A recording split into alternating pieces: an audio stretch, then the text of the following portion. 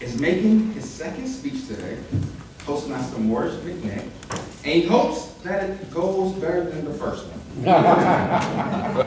Please welcome Toastmaster McNitt with this speech entitled, Travel in History.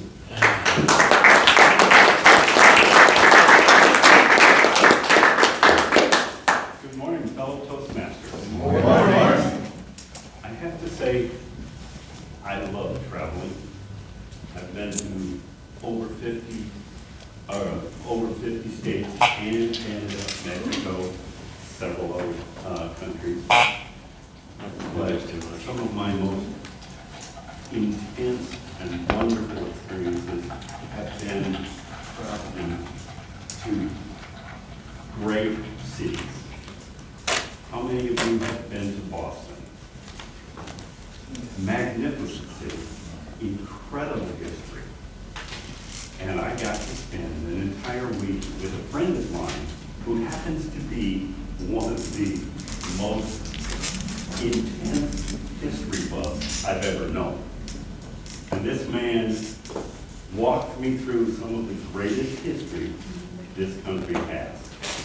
And it's wonderful, wonderful experience. We got to share some interesting experiences with my niece and his daughter. Fabulous young ladies that are learning wonderful history experiences that kids don't usually get to experience, especially at that age. And getting to develop a passion for the history and the beauty of this country. We traveled from, of course, we had to follow Paul Revere's route. We had to start at the North Church. When we did the crypt tour in the North Church, fascinating experience. And nobody really knows, I don't think anybody here probably knows that Batman is buried at the North Church. Yeah. Bruce Wayne. Well, okay, Bruce Wayne, Reed. Okay, maybe it's not that unique experience, okay? But to have two 14-year-old girls joining us on this experience, traveling and seeing magnificent, magnificent country and magnificent architecture that's been standing for over 200 years. It's wonderful to see. One of the first big things we had to do was we were staying at my friend's place at Hanscom Air Force Base. And just around the corner from there is where Paul Revere was stopped on his ride. That's a wonderful experience to see actually where these things happen. Okay? Seeing the architecture of some of the old buildings that are still standing. Of course, Lexington Square, where the first shots were fired. That's fascinating. The history there, watching these girls absorb this history that I live. You know, I've seen this all the time throughout my life. I've seen experiences where I've lived through these histories in school. But to actually see them in person is a magnificent experience. How often do you get a chance to live that history? Wonderful, wonderful experiences. We traveled across the entire Paul Revere Way, all the way to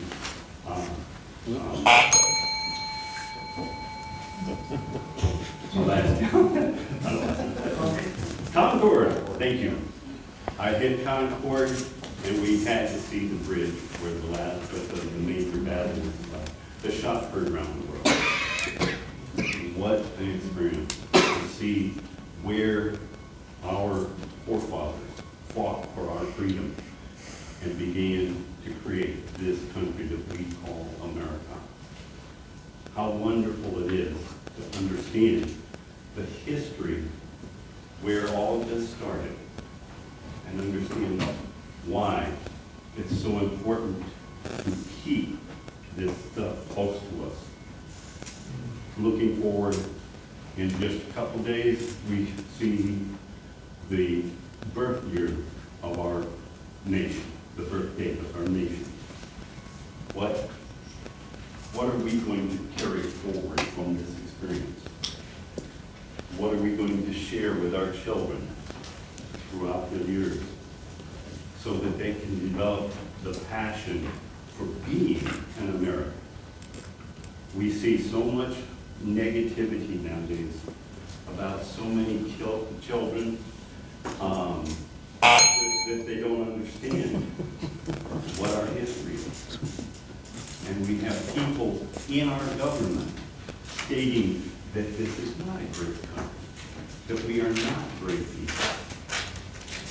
I don't know about you, but I have a passion for seeing this country grow even stronger and live even longer. I hope that that passion can be shared amongst you and be shared amongst our children.